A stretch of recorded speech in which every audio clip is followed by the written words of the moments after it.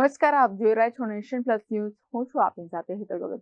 ભાવનગર નજીક ત્રાપજ પાસે હાઈવે ઉપર વહેલી સવારે રોડની સાઈડમાં ઉભેલા ડમ્પર એ ટ્રકની પાછળ ખાનગી બસ અથડાતા ગોઝારો અકસ્માત સર્જાયો હતો. ભાવનગર નજીકના ત્રાપજ પાસે હાઈવે ઉપર એક ડમ્પરમાં ખામી સર્જાતા ડ્રાઈવરે એ ડમ્પરને રોડની સાઈડમાં ઊભું રાખ્યું હતું.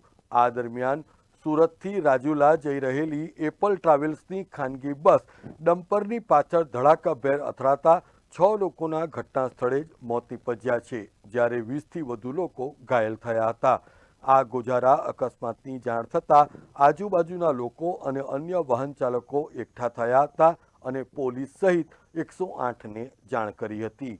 આ ઘટનાની જાણ થતાં જ પોલીસ તંત્ર અને એમ્બ્યુલન્સ ઘટના સ્થળે પહોંચી હતી અને ઈજાગ્રસ્તોને સારવાર માટે નજીકના દવાખાને ખસેડ્યા હતા. આ અકસ્માત એટલો ભયાનક હતો કે ખાનગી ટ્રાવેલ્સની બસનો એક બાજુનો અડધા ભાગનો કચ્છર ઘાણ વળી ગયો હતો. આ ગંભીર અકસ્માતમાં સર્જાયેલી કરુણાંતિકાની કેન્દ્રીય રાજ્યમંત્રી અને ભાવનગરના સાંસદ નીમુબેન બાંભણિયાને જાણ થતાં તેમણે સર ટીટી હોસ્પિટલના સ્ટાફને પણ જાણ કરીને ઈજાગ્રસ્તોની ઝડપી સારવાર કરવાની સૂચના આપી હતી. આ ઉપરાંત તેમણે કલેક્ટર સાથે સતત સંપર્કમાં રહીને અકસ્માત સ્થળ ઉપર તંત્રને તાબડતોડ પહોંચવા અને તમામ મદદો કરવાની પણ સૂચનાઓ આપી હતી.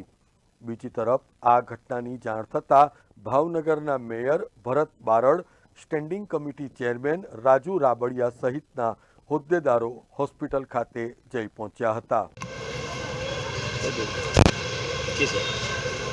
આજરોજ વહેલી સવારે 6 વાગ્યાના અરસામાં ભાવનગરથી મહુવા જતા હાઈવે ઉપર ત્રાપજની નજીક એક બંધ પડે ડમ્પરની પાછળ ભાવનગરથી મહુવા તરફ જતી એક સ્લીપિંગ કોચ લક્ઝરીનો અકસ્માત થયેલ છે.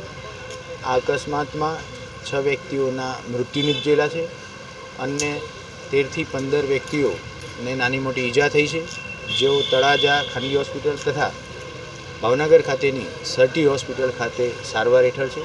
પ્રાથમિક દ્રષ્ટિએ એવું જણાઈ આવે છે કે કોઈપણ યાંત્રિક ખામીના લીધે આ ડમ્પર રોડ ઉપર પાર્ક કરવામાં આવેલું હતું અને પાછળથી મહુવા તરફ જતી સ્લીપિંગ કોચ લક્ઝરી એના અકસ્માત થયેલ છે.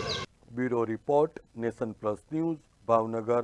સમાચારોના સતત અપડેટ મેળવવા માટે અમારી નેશન પ્લસ ન્યૂઝની યુટ્યુબ ચેનલને સબસ્ક્રાઇબ કરો, બેલ આઇકન દબાવો અને જોડાયેલા રહો ફેસબુક, ઇન્સ્ટાગ્રામ અને ટ્વિટર પર.